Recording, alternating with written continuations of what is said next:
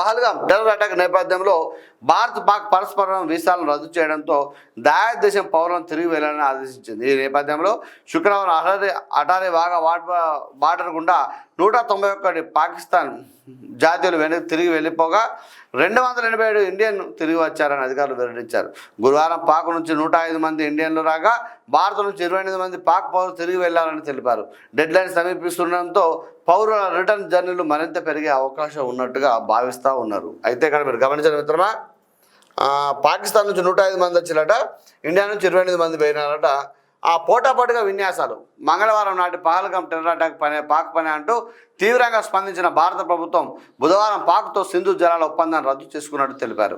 అయితే పాక్ పౌరులకు వీసాలు రద్దు చేస్తున్నట్టు ప్రకటించింది. అయితే సింధు జలాల ఒప్పందం రద్దు నిర్ణయం యుద్ధానికి దిగడమేనంటూ పాక్ కూడా ప్రతీకార చర్యలు దిగింది.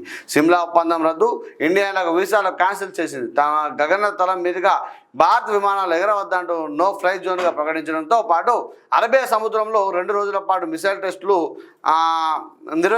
నిర్వహించినట్లు కూడా ప్రకటించింది. దీంతో పాటు బార్డర్లో ఎల్ఓసి వద్దకు పెద్ద ఎత్తున బలగాలను, యుద్ధ విమానాలను మోహరిస్తుంది.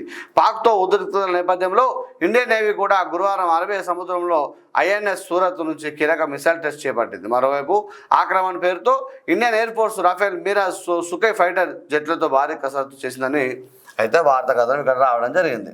దేశం మొత్తం కూడా ఈ ఉగ్రదాడిని వ్యతిరేకిస్తూ దానికి చర్యకు పచ్చడి తీసుకోవాలని చెప్పి నినాదిస్తూ క్రోవత్తోలు రాయాలని రకరకాల ప్రోగ్రామ్స్ మనం చేస్తూ ఉన్నాం.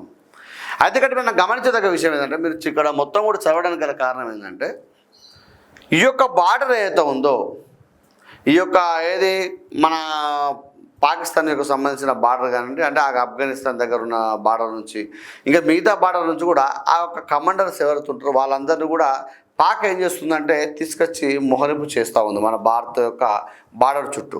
అక్కడ ఉన్న పార్క్ యొక్క ఆర్మీ ఏదైతే ఉంటుందో వాళ్ళ యొక్క సైన్యాన్ని, వాళ్ళ యొక్క సెలవులు కూడా రద్దు చేసినట్టుగా మనం ఇక్కడ వార్తాకథనం చదవడం జరిగింది. అలాగే ఏదైతే ఉందో ఆ బార్డర్ లోపల ఈ కాల్పులతోని కవింపు చర్యలకు కూడా పాల్పడుతూ ఉన్నది. అయితే మన జవాన్లు కూడా పూర్తిగా దీన్ని నిర్వహించడానికి ప్రయత్నం కూడా చేస్తూ ముందుకు సాగుతూ ఉన్నారు. ఇక్కడ మీరు గమనించవచ్చు, ఒక చిన్న మీకు సామెత చెప్పదలుచుకున్నా.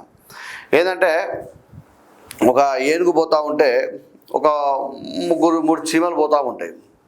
అరే నువ్వు మాకే అడ్డం వస్తావా అని చెప్పి మాట్లాడుకొని ఒక చీమ అంటది తీసి అవతల పడేస్తా అంటది, ఒక చీమ అంటది దాని సంగతి చూస్తూ ఉంటుంది, ఇంకో చీమ అంటది అసలు మొత్తానికి లేకుండా చేసి దీన్ని పక్క పడేస్తూ ఉంటుంది. అంటే మీరు గమనించండి మిత్రమా, అంటే ఒక ఏనుగు లాంటిది ఇక్కడ భారతదేశం.